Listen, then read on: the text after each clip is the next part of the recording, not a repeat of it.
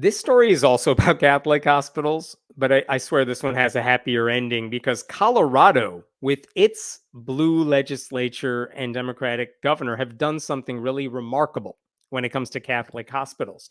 But in order to understand what they just did, I'm going to give you a little bit of a primer on how Catholic hospitals work because you're already familiar with how they won't perform abortions. What you may not know is all the other stuff they don't do. Okay? Here's one example. They don't provide tubal ligations, they won't tie your tubes, and they won't do vasectomies. And this is interesting because when would you get your tubes tied? That's not always just some elective procedure you do whenever you feel like it. If suppose you're giving birth and you have a C-section, you may decide you're done having kids, you want your tubes tied so there are no unplanned pregnancies in the future. The thing is, the doctor's already there performing surgery for the C-section, and actually performing a tubal ligation lets you kill two birds with one stone. Like, it's a safe procedure. Medical professionals even say that if you want to get your tubes tied, do it during the C-section. That's good because you don't need another surgery. In fact, nearly 30% of married adult women in the US have had that procedure done. So, not a big deal at all. But a Catholic hospital will not do that. Even if they're performing a C-section, they won't allow the doctors to do it because their directives don't come from medical professionals, but from the US Conference of Catholic Bishops, a conservative group that sets the policies for all these Catholic hospitals. And famously, the Catholic Church opposes contraception. No condoms, no birth control. Getting your tubes tied, getting a vasectomy, they won't allow that either. So even a normal procedure like tubal ligation would not be permitted in a Catholic hospital, even if future pregnancies would put that woman's life in danger. Okay, so that's just one example of what they don't do. What else do they not do? Um, what happens if you have an ectopic pregnancy? That is a situation where a woman could die very quickly, and an abortion is the fastest way to help the woman in that case. Most hospitals would give that woman a drug to induce an abortion, or they would just remove that fertilized egg through surgery. Not at a Catholic hospital. They might make doctors remove the entire fallopian tube just to prevent something fatal from happening to the implanted egg, basically reducing her ability almost entirely to get pregnant in the future. Is that medically necessary to remove the whole fallopian tube? No, but that's what their faith tells them they're allowed to do. What if a woman has a miscarriage? Already emotionally draining. I just told you in the previous story, normal hospitals would induce an abortion to make sure all that embryonic tissue is removed from her body because we don't want an infection. But you just heard me say at a Catholic hospital, they don't allow such a thing. They have to wait for the woman to be infected or almost dying before they'll do anything about it. Uh, I mentioned contraception. If a victim of sexual assault needs birth control immediately in an emergency situation, Catholic hospitals will not provide it for her. And if there's any chance the victim is already pregnant by the time the hospital sees her, that help is even less likely. What else? They're not going to help you with the sperm donor if you want to get pregnant that way. They're not going to let you use a surrogate mother to give birth to your biological child because that would be gravely immoral. What happens if you're elderly? What happens if you're constantly in pain, dying of a terminal disease, and you want to end life on your own terms? Some states, including Colorado, let you make those kinds of decisions. But if you're at a Catholic hospital, too damn bad. They just want you to keep suffering. They don't care how much pain you're in. Obviously, Catholic hospitals are not going to help you if you're a trans person who wants hormone treatment, a hysterectomy, a mastectomy, anything like that. The point is, Catholic hospitals have an obligation to the church, not their patients. They care about dogma, not medicine. And the people they tend to hurt are the ones that typically have the fewest options about where to go for a procedure. Low-income people, women, LGBTQ individuals, people who don't get to decide where they go because their options are restricted for some reason or another. Maybe they don't have insurance. Maybe they don't know about these restrictions in advance. Even if they have insurance, it's possible their policies require them to go to a hospital. And if that happens, their options are really limited. And again, if we were talking about a handful of hospitals, maybe not a huge deal. But as I've said, Catholic hospitals are gobbling up hospitals across the country. 4 of the 10 largest healthcare systems in the United States are now affiliated with the Catholic Church. They are taking over hospitals everywhere. 30% of births in the US now happen at a Catholic hospital. Okay, here's what's really disturbing beyond all that. Here's what is also disturbing about all this. You know how evangelical Christian bakers or florists, they don't put a sign on their door that says, "We don't want your money if you're gay. We're not going to service you if you come here, if you want like a gay cake," or whatever they want to call it. They don't advertise their bigotry. They wait until you order and then they tell you what the deal is. Well, these hospitals are the same way. If the hospital's name is like Providence or Dignity, you may not even know they are Catholic because they're like hiding behind the name. Several years ago, the New York Times actually looked at the websites for hundreds and hundreds of Catholic hospitals. I'm going to share this with you. This is from 2018. Again, check this out. The New York Times analyzed 652 websites of Catholic hospitals in the US using a list maintained by the Catholic Health Association. On nearly 2/3 of them, it took more than 3 clicks from the homepage to determine that the hospital was Catholic. They didn't advertise it on the homepage or a page or two away from it. Only 17 individual Catholic hospital websites, fewer than 3%, contained an easily found list of services not offered for religious reasons. And all of them were in Washington state, which requires that such information be published on a hospital site. Everywhere else, those lists are maybe posted somewhere else, a corporate parent site. They're hard to find, whatever. So the point is, these hospitals do not want to tell you they're Catholic, and they really don't want to tell you what procedures they will not do, because if you find out, if you were thinking like, I want to go to a Mexican restaurant, and the Mexican restaurant is like, sure, but we're not going to serve you anything with like lettuce or cheese. They don't want you to know that up front. You're not going to go there. They're going to wait till you come there, make your order, and then say, sorry, we don't do that. Do you want something else? So that you can still get some business out of the customer. These Catholic hospitals do not want to tell you what they won't do, because then you might choose a better option. So that's very disturbing as well. Okay, so that brings me to what's actually happening now in Colorado. Because last year, a couple of state reps and one state senator, they sponsored a bill, technically known as House Bill 1218, and it was called the Patient's Right to Know Act. And this bill required all hospitals in the state of Colorado, as well as community clinics, to post detailed lists of what procedures are not generally available or that are subject to significant restriction for non-medical reasons. Basically, they said, we want to create a database of what you provide, what's on your menu. You have to tell us. And doctors would also be encouraged to share that information with patients. And, to get to the nitty gritty of the bill said our state's Department of Public Health and Environment is going to create a form that all these hospitals have to fill out. And then we're going to publish all those forms on our website, updated every 2 years, and we'll investigate any complaints regarding non-compliance. So the hospitals don't have to share the information on their websites, but the state of Colorado is going to share the information on its website.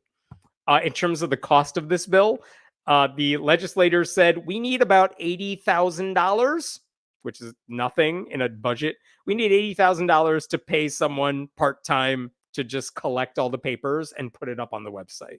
So this is a not expensive bill at all. And as we know, Catholic hospitals are not going to do this on their own. You have to force them to do it. Anyway, American Atheists, they actually promoted legislation like this for years. In fact, in 2015, they actually wrote up a bill, a draft version of this legislation.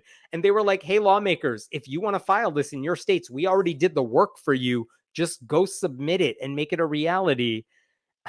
Because letting patients make fully informed decisions about their healthcare, that's a good thing. That's good for the citizens of your state. It's especially good in an increasingly complicated and increasingly religious healthcare marketplace. And in fact, when they were debating this bill in Colorado, American Atheists Vice President for Legal and Policy, Allison Gill, was there making an argument for why they needed to pass this. And the good news is they did pass this bill in Colorado. They did it last year. I'm sorry, they passed it this past year, and Governor Jared Polis signed it into law this past May. And now I'm happy to tell you this is actually a reality. This week, it just went live. Colorado's Department of Public Health and Environment, there is now the Health Facility Service Availability page.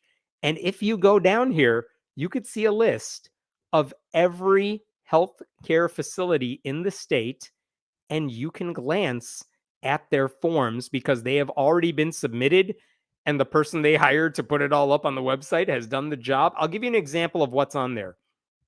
This is what I'm about to show you is a screenshot of like an example here. So this is a page that says, do you offer pregnancy testing, support, and termination services? And this is a random secular hospital, but check this out. I'm going to go like, do you provide on the upper left pregnancy testing, genetic testing? This place said, yes, we do. And also we would refer you to another hospital if we need to. Go down the list. Do you provide medication abortions? And they said, we're limited in what we can do, but we will refer you to another hospital. We just don't have that ability at our facility to do that. What about an actual surgical abortion? They also said, we're limited, but we will refer you elsewhere. Going down, induction of labor after fetal demise. Yes, we take care of that. We will also refer you. That's fine. Let me show you a Catholic hospital's form. And this is now up on Colorado's website. Do you do genetic testing? No, we don't. But we will refer you elsewhere. Do you do, let me scroll down to the medication abortion. Nope, we don't do it. Surgical abortion? Nope, we don't do it. Would you refer patients to another place? No, we will not. They have N's in the referral column. Like, not only are they not going to do it, they're not going to tell you where you can get help because they don't want to help you get an abortion. So this is all public now. Anyone can go through the Colorado on the website on Colorado's page here, and you could see any hospital, clinic. You could look by your city. You could sort by city. And you could see, like, wherever you live, you could check out the places that are near you, and you could see what they offer. And that is a useful service. I know most people don't even know it's there. I know they probably won't think about clicking on it because, again, if you're going to a hospital, it's probably not like you're picking a hotel for a vacation. You're not sitting there exploring your options. But on the off chance you're curious what's in your community, you can now do that and find out what they will do and won't do, which, again, that is important for the sake of transparency, right?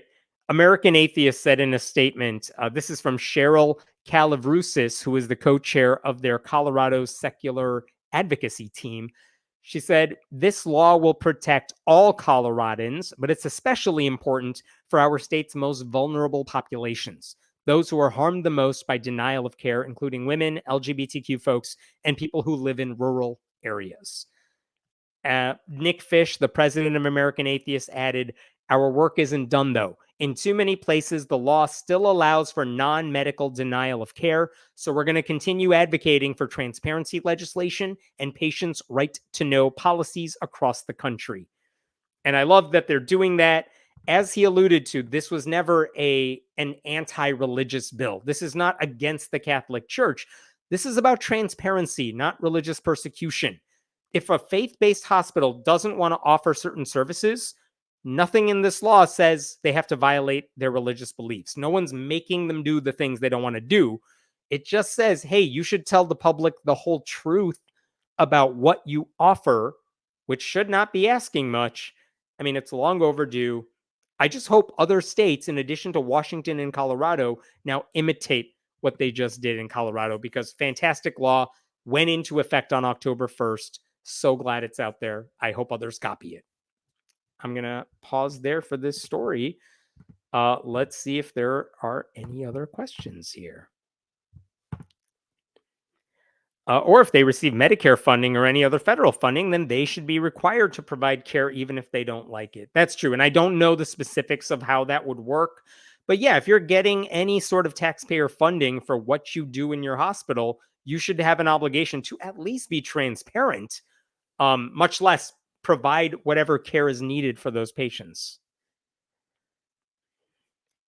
I have to presume that the Catholics are taking over hospitals for financial reasons, huh?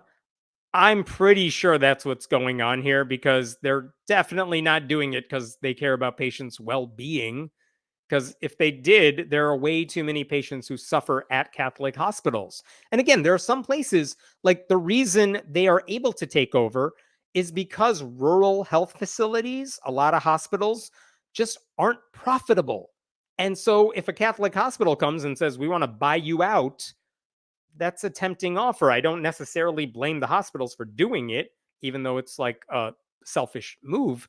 But again, this goes back to I hate American healthcare. It's sad that profit has to come into the picture here. Every other country does it so much better. But unfortunately, we have to compete against the Catholic Church, which has all the money in the world, but provides not nearly the amount of care as like a good hospital would.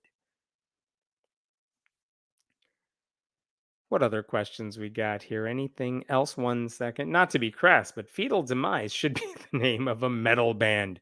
You get on that one, I'll come to your show. No, I won't. But still, politics and religion should have never been allowed to dictate medical care of women. I mean, isn't that the Kamala Harris message at this point? Like, we want to help you. Donald Trump does not. If he becomes president again, and if Republicans have the option and they have the numbers to pass bills regarding this, religion's going to start dictating what services are offered. Maybe they won't even say it's religious, but whatever religious people, conservative Christians, don't want, they're not going to offer anymore. Like, there is a very real danger for the election. By the way, for those of you who haven't done it, I just voted by mail. It's in the mailbox already. I'm done voting. It was easy. I know it's safe. As of like maybe Tuesday or Wednesday of next week, I can go online and see if they got my ballot and it's already like been processed, waiting to be tallied. It was so easy to do. Go do that if you haven't already. Don't, as tempting as it is to vote on election day. And I remember I did that in 2016 because I was excited to vote that day for Hillary Clinton. So I waited till election day, never doing that again. I'm done voting. I don't have to think about it. If there's some weather issue on November 5th, like who cares? Doesn't affect me at all because I've already voted. Go get your ballot in the bank already. Like, if you haven't requested your mail in ballot, go do it now from whatever state you're in. You can do that. It's so easy. It was so fast. Like, go get it done.